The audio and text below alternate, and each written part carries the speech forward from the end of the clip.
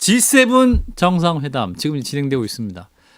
당초 이제 트럼프 미국 대통령과 이재명 대통령이 한미 정상회담도 예정이 돼 있었는데 지금 이제 이스라엘, 이란 사태가 굉장히 위중하다. 이런 상황에서 이제 트럼프 미국 대통령 급하게 귀국한 상황이죠. 자, 일단은 정상 외교의 시작 영상을 또 보고 이어가겠습니다. 예, 지금 이제 공군 1호기를 타고 이재명 대통령 부부가 출국하는 장면이죠. 예, 출국하는 장면인데 저 장면을 보고 이제 진짜 정권이 교체됐구나 라는 말씀 많이 하시고 그때 목소리 들은 것보다 훨씬 더 젊고 호주 총리와의 대담 장면을 이제 보고 계십니다. You're very kind. 친절하십니다.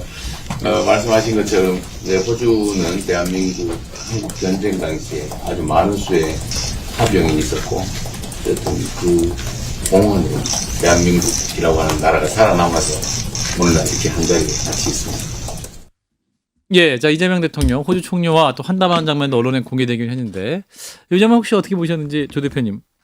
우선 호주 총리한테 네. 6.25 때 도와주었다고 이거 인사하는 게 참 좋네요. 예, 공군을 제일 먼저 파병을 했습니다. 호주가. 그래서 그때 예. 저도 어릴 때 기억나는데 하늘에 전투기가 날아다니면 호주기라 그랬어요. 호주기 이렇게 불렀는데 그래서 호주 수도 캔버라에 가면은 그 아주 큰 전쟁 기념관이 있습니다. 그게 한국전 관련 전시가 많이 되어 있는데 그걸 잊지 않고 언급한 것은 상당히 근사하게 보입니다.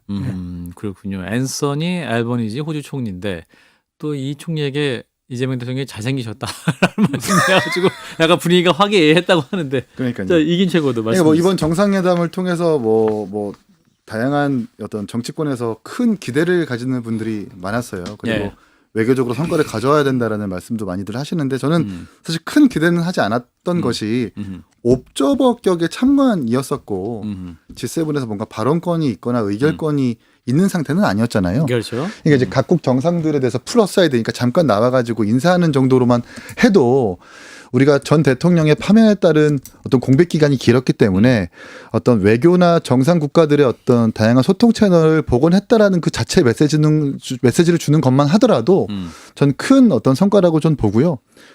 그런 점에서 봤을 때 호주 총리를 대상으로 이렇게 외모 평가도 하고 좋은 분위기를 만드는 것 같아서 이 부분은 평가할 수 있을 만하다라고 생각을 합니다. 그런데 이번에 G7 회의에 참석하는 게 사실은 그걸 매개로 해가지고 트럼프 대통령 만나러 간 거거든요. 그렇죠. 그런데 날짜까지 잡았다가 트럼프 대통령이 일본 총리하고 만났을 겁니다. 네. 그런데 이스라엘 이란 문제에 대해서 중요한 결정을 하겠다고 해서 급하게 귀국했는데 어떻게 보면 좀 결례 아닙니까, 그죠? 빠져버렸는데 지금 워낙 이스라엘 이란 사태가 급박하게 돌아가고 아마 돌아가면은 미국이 이스라엘 편에 들어서 참전을 할 거냐? 참전이라고 해서 육상을 보내는 게 아니고 벙커 버스트라든지 지하로 들어가서 핵시설을 이렇게 파괴하는 그런 무기를 제공할 거냐 안 할 거냐 하는 것을 결정을 해야 돼요.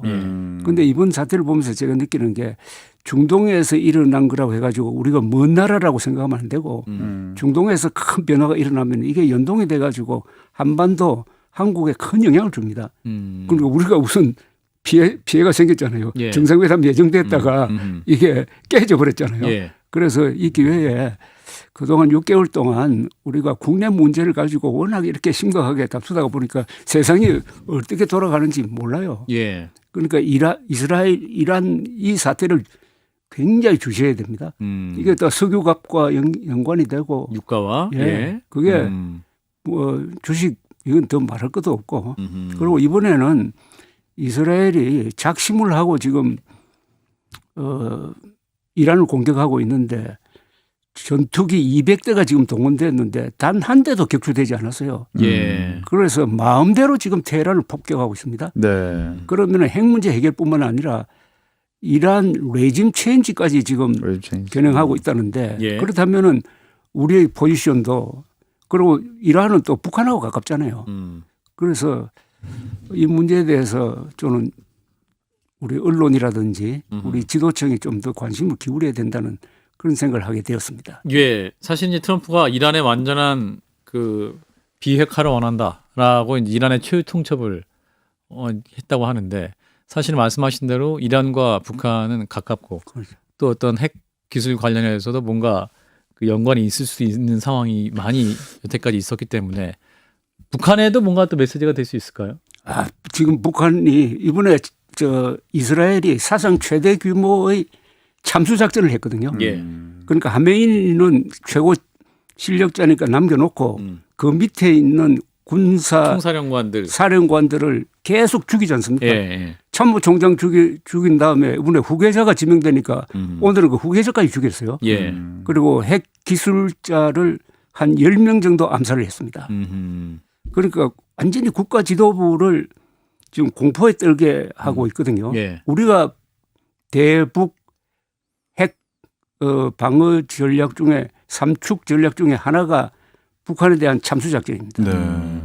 그런 점에서 김정은이는 상당히 면밀하게 보고 있을 거라고 생각합니다. 다만 우리가 한미 공군이 합치면은 이스라엘 정도의 타격을 가질 수 있다고 생각해요.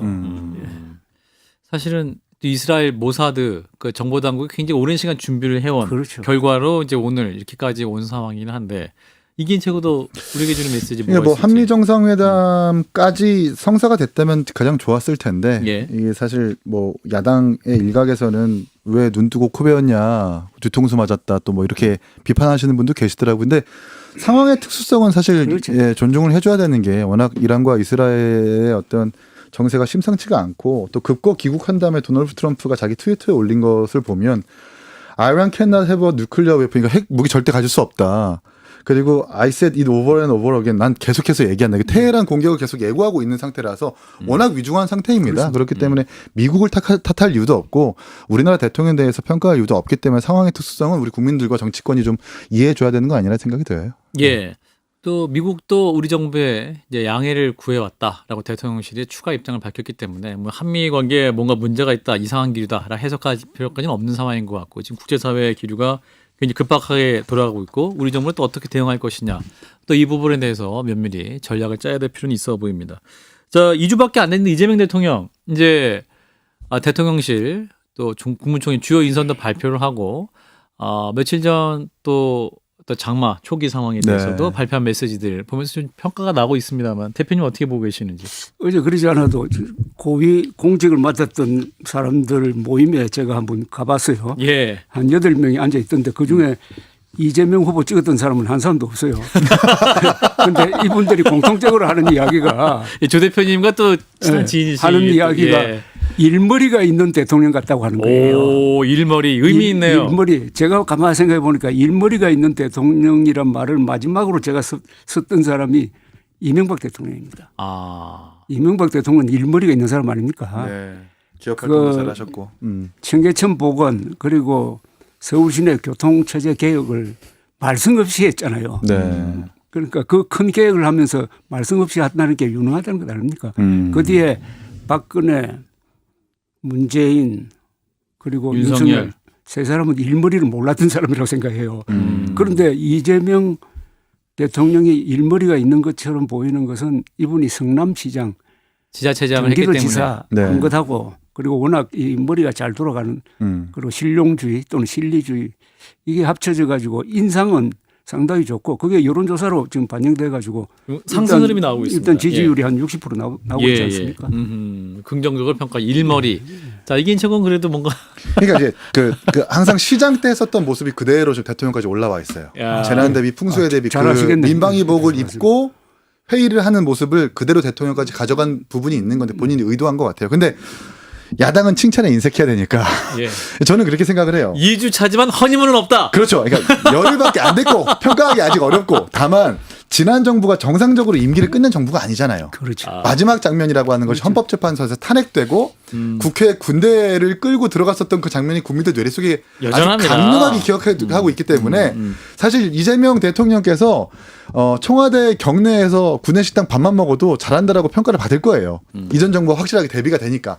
이런 부분들을 좀 더 지켜봐야 된다는 생각이 들고 일머리가 있다라는 평가를 해주셨지만 왜 이렇게 인선과 관련해서는 일머리가 없는가. 인상? 인선. 인사. 네, 국무총리 지명자 내지는 지금 그리고 제가 꼭 얘기하고 싶었던 것은 대통령도 그리고 국무총리도 비서실장도 대변인도 모두 다 전과를 가지고 있는 사람들이라서 이게 계엄과 비교했을 때 계엄 정부와 비교했을 때 다소 약과처럼 보이지만 국격의 문제거든요. 네. 법을 지키지 않았던 사람이 법을 다루고 법을 만든다라는 것 자체가 어찌 보면 한 나라의 도덕성 지수가 계속해서 내려간다라는 증거일 수도 있기 때문에 이 부분들은 사실 좀 우려가 된다. 좀 더 지켜봐야 될 일이라고 좀 봅니다. 그럼 이긴 최고는 증거 없어요? 없습니다. 아, 드문 경우인데요. 무전과. 아니 국회의원의 3분의 1이 지금 전과자거든요. 저도 없습니다. 저도 물론 없어요. CBS 직원 저도- 조 대부분이 대표님도 없으십니다. 없습니다. 네, 조 네, 대표님도 네. 없습니다. 근데 네. 가장 좋은 조건에 출발한 거예요. 그죠? 가장 좋은 조건이라는 것은 앞에 대통령들이 잘못했는데 저는 이 윤석열 대통령을 반면교사로 물론 삼아야 되겠지만은 예. 진짜 성공하려면은 문재인 대통령을 반면교사로 삼아야 된다고 생각합니다. 아. 문재인 대통령이 잘못한 것을 따라가면 안 되거든요. 이재명 대통령이. 예, 예.